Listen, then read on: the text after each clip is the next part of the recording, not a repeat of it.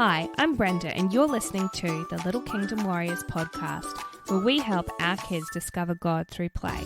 Are you overwhelmed by the weight of your never-ending list of things to do, but desperately want to invest in your kids' faith life? Are you tired of the same old colouring sheets and seemingly lifeless Bible stories that you're even struggling to sound enthusiastic about? Well, I'm here to help. I'm a lover of all things creative, an ex-primary school teacher turned stay-at-home mum and follower of Jesus. Let's walk this path together and transform our kids' lives with new and exciting ways to explore the Bible and help them become God's little kingdom warriors. We might not have it all together, but with God, and maybe a strong coffee or two, we've got this.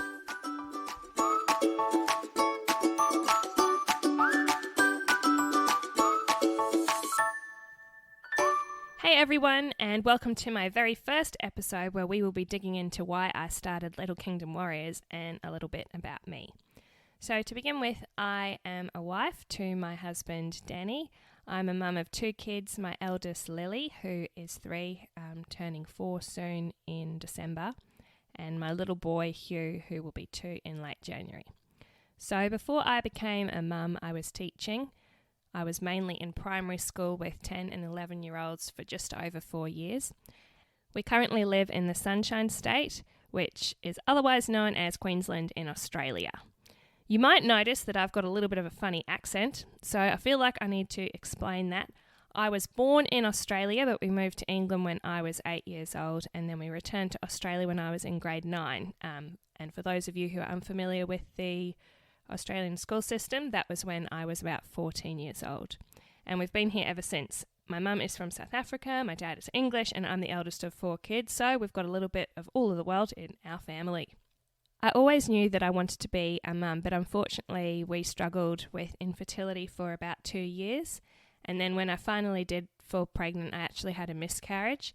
That was shortly before my little girl Lily was conceived. So I was acutely aware of the responsibility when she finally came along that I had on my shoulders, and that I wanted to really nurture a relationship with God. So that was something that was at the forefront of my mind from very early on. A few other things about me. I dabbled for a little while having an Etsy shop where I sold clothing with my cartoons printed on them. I've also tried an embarrassing array of creative endeavours and have always loved trying my hand at different creative pursuits. So I feel like I've got one of everything in my sewing room at the moment. I think I've tried tapestry when I was watching Downton Abbey. I have tried knitting, but I probably didn't get further than knitting a few rows. I tried something called paper quilling. That didn't last for very long. So basically I am quite creative. I love being creative, and that's something that's always been a part of me. Mum likes to remind me that whenever I was bored, she used to give me a little notepad and a pencil, and I would be quite content sitting there drawing away. Before I got into teaching, I studied at film school, so that was actually my major before I got my postgraduate in teaching in middle years. But I realised that stability was pretty hard to come by in the film industry, and it slowly dawned on me that it wasn't going to be a long-term career option for me, so that's when I changed gears.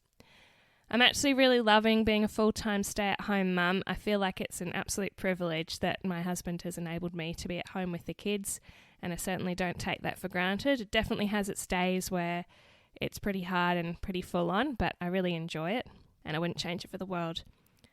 So where Little Kingdom Warriors really came into play is when I started looking for resources for my eldest Lily, and I was really struggling just to find anything that was suitable for her. I searched on Pinterest, I did a heck of a lot of Googling, I watched YouTube videos, but what really stood out to me was that a lot of the language is just completely over her head. It wasn't something that she could understand. I think at the time when I was looking, she was around 2.5.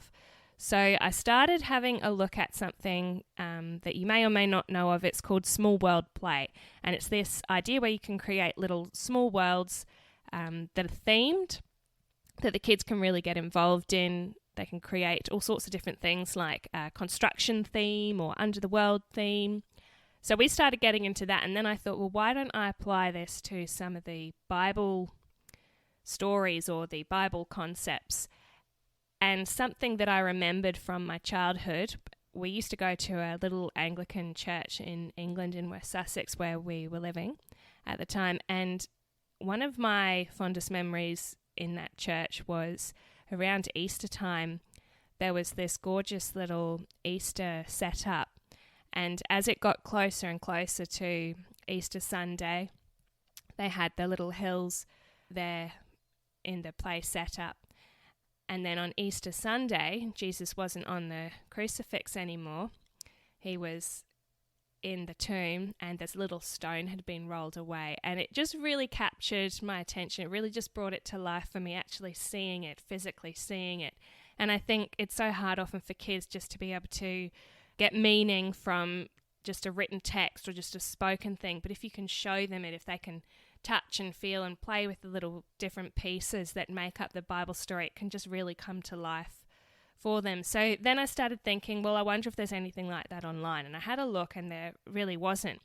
So then I felt like it was on my heart just to create Little Kingdom Warriors and to be able to share some of my passions and my ideas with you. Something that I've become acutely aware of as a mum is how precious time is and how little of it I seem to have. So it is my hope that I'll be able to find and show you some shorter, quicker things to do. I do also like to sometimes do a little bit more of an elaborate setup if I know that I can reuse things. The following year, I could perhaps spend a little bit longer doing that. As we wrap up this episode, I just want to remind you that I've got a blog post with a little bit more about me on there as well. So that's littlekingdomwarriors.com. And if you sign up for my email list, I often send out emails with download links for the YouTube tutorials that I've created online. So they're only for my email subscribers. And in the show notes, I'll have those links as well, so you can just directly click on it. So thank you so much for joining me, and I can't wait to see where this all goes. Hey friends, if this podcast encouraged you or made an impact on you in some way, I would be so grateful if you could take a minute to leave a review to help other people find my show. Don't forget to click subscribe so you are the first to know when a new episode airs. Hop on over and join my free Little Kingdom Warriors Facebook community, which I will link for you in the show notes. Thanks so much for listening, and God bless. I'll see you next time.